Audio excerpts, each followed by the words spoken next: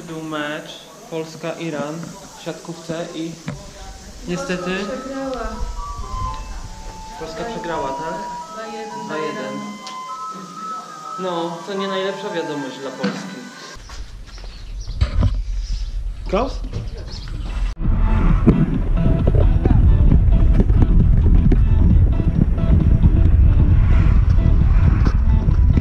Największa atrakcja turystyczna Iranu, Persepolis. I widać, że parking jest spory. Tak to wygląda główne wejście.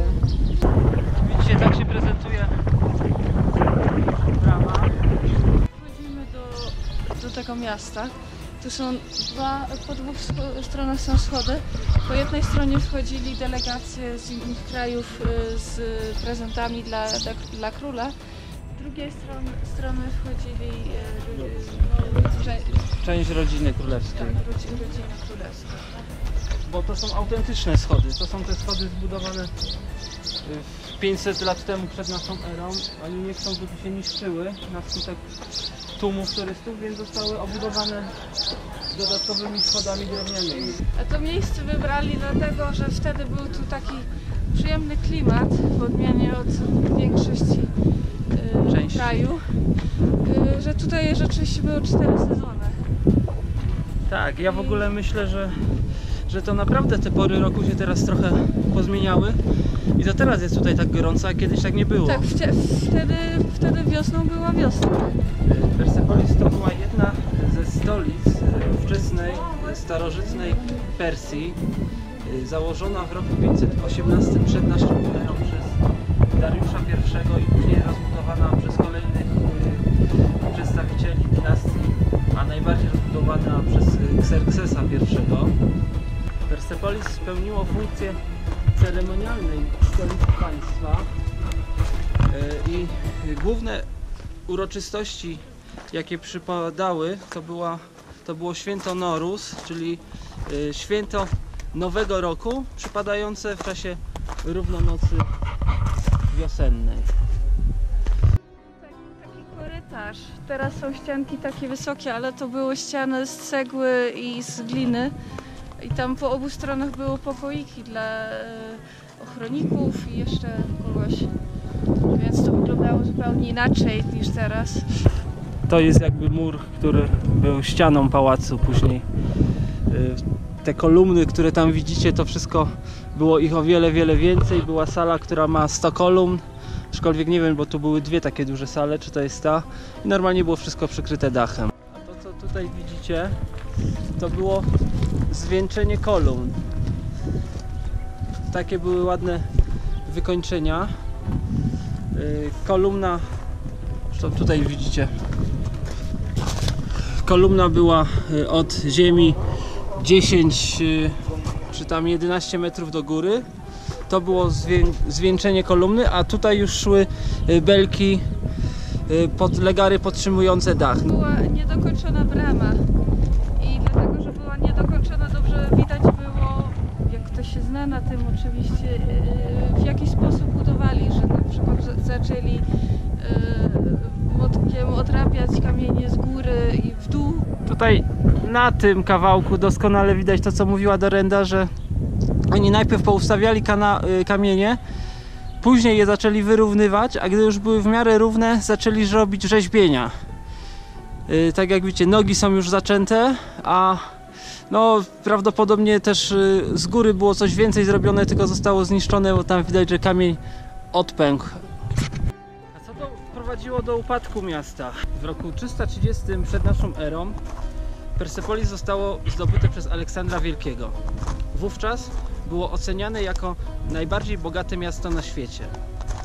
Aleksander Wielki mieszkał w tym mieście przez kilka lat, po czym, by pokazać swą potęgę i równocześnie zgasić w Grecji niepokoje, zniszczył Persepolis.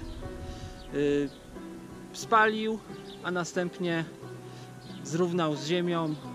Zachowało się, widzicie, nie wiem, nie liczyłem tych kolumn, ale jest ich 16, może 20 stojących, a było ponad 100 100 w jednej sali i nie wiem ile w drugiej, także było tych kolumn bardzo dużo. Pożar był bardzo dokładnie zaplanowany.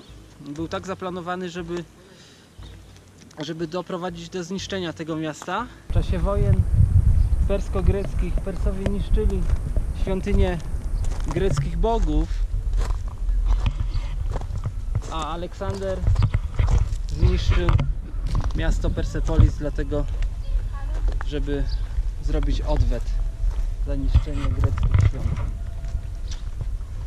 No i jak widzicie, udało mu się to bardzo dobrze, bo z miasta praktycznie została jedynie kupa kamieni. Nie wszędzie są schodki. Chyba powinien nas też przejść pod górę po kamieniach. Tak się udało. Gdzie teraz idziemy? Na górę. A coś tam jest konkretnego? Tam jest jakiś pamiętnik, czy grób, czy coś Dariusza. Okej. Założyciela miasta. Wszystko misternie kute. Tutaj oryginalne ślady tego kucia. To jest teraz w skale taki wykuty ząb i wykuli go dlatego, bo tutaj znajduje się grobowiec Dariusza I, założyciela miasta w 518 roku przed naszą erą. Widzicie, jak to jest misternie wyrzeźbione, tak jak i cała obróbka tej ściany. To wszystko zostało wykute ręcznie 2000 lat temu. Zresztą nie tylko na dole, bo tam góra jest też pięknie zdobiona.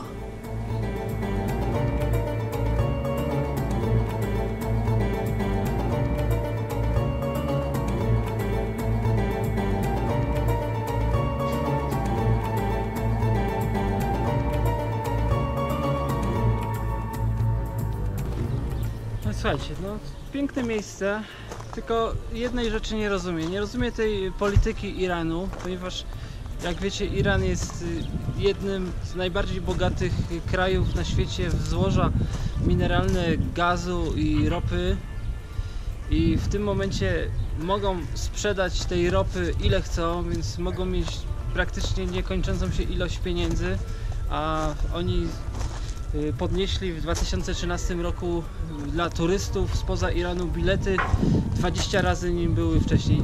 Tego nie kumam. Już nie mówię, że te 20 zł to jest dużo czy mało, ale po co coś takiego robić, nie? Skoro żyjesz w kraju, który ma bardzo duże bogactwa mineralne, to jeszcze żeby parę groszy zarobić na tych biednych turystach, którzy i tak tu przyjeżdżają, dają 75 euro za wizę. Trochę mi się to nie podoba, trochę tego nie kumam. Ale poza tym jest w porządku. Że widzicie, jak to współcześnie wygląda, jak to zostało udostępnione dla turystów. Zbudowali tutaj taki daszek i chwała im za to, że zbudowali ten daszek, bo przynajmniej jesteśmy trochę osłonięci od słońca, bo inaczej byśmy się tu usmażyli, a nasze głowy zamieniłyby się w papkę gorącą albo ugotowały się jak jajka na twardo, a dzięki temu dachowi przynajmniej spokojnie można się przyjrzeć tym rzeźbom sprzed 2500 lat.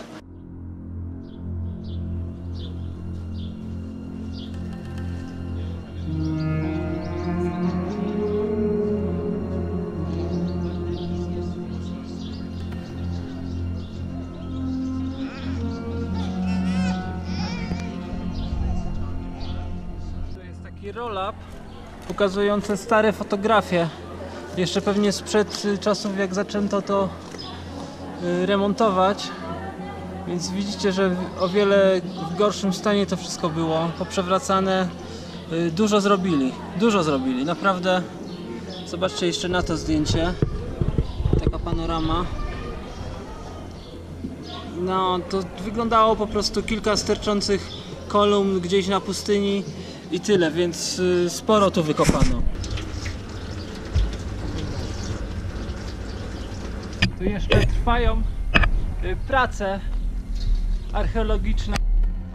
Widzicie, sorry za to. Widzicie, tutaj jeszcze coś jest kopane. A co jeszcze ja mogę powiedzieć, że To co wyczytałem, że pod miastem znajdowała się cała też infrastruktura taka jak kanały wodne, kanały kanalizacyjne, więc to nie było tylko to co my widzimy teraz na powierzchni, bo tam pod spodem też normalnie były jakieś instalacje zamontowane czy tam zbudowane, bo wtedy nie kładli rur, tylko po prostu budowano korytarze dla wody czy dla kanalizacji. Jak zaczęto wykopaliska w latach 60., no to widzicie takie jeszcze dość prymitywne narzędzia do tego były używane, no ale udało się. Ponieważ Persepolis nie jest jeszcze w pełni odkryte, wykopane, ja proponuję, żeby wrócić tu za 50 lat i zobaczyć jak wtedy będzie wyglądać. Ja wracam, a ty? No to jest plan na 50 lat. Wtedy pewnie już będzie jakaś autokarowa wycieczka. Skąd wiesz? Może będziesz miała jakieś Miało 84 lata. no, będziesz miała te implanty w kościach, sztuczne stawy. Może będziesz biegać tutaj po tych górach wtedy jeszcze szybciej niż teraz, nie? A tu jest taka część, niestety nie mogę tam dalej wejść, bo jest murek, która jeszcze jest nieodkryta. Jeszcze nie doczekała się swoich czasów, żeby ją wykopali, ale na pewno ją wykopią. Jak wrócimy tu za 50 lat, to pewnie już będzie wykopana.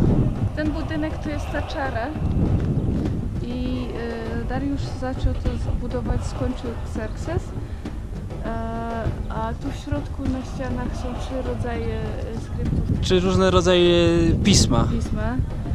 I jako ciekawostka było to, że były wypełnione złotem. Tak, no nie pismo, Nie pismo. tylko te rzeźby. Rzeźby, na przykład brody włożone były złotem, Aha. ale to wszystko jak tu zniszczyli, to zabrali to złoto. Ograbili, nie? Tak. I jeszcze tak jak ciekawostka, że niektóre ściany były tak gładko wypolerowane, że działały jak lustro. O, można się było przejrzeć, tak? Tak. No, sporo się napracowali, żeby całą tą platformę zbudować, na której dopiero powstało miasto. Ciężko łazić w tym upale, a łazimy już prawie 4 godziny. Wszystko, co było do zobaczenia, zobaczyliśmy oprócz tego jednego grobowca tam u góry, bo on jest daleko. Już się nam nie chciało iść, ale to nie szkodzi. Za 50 lat tam pójdziemy.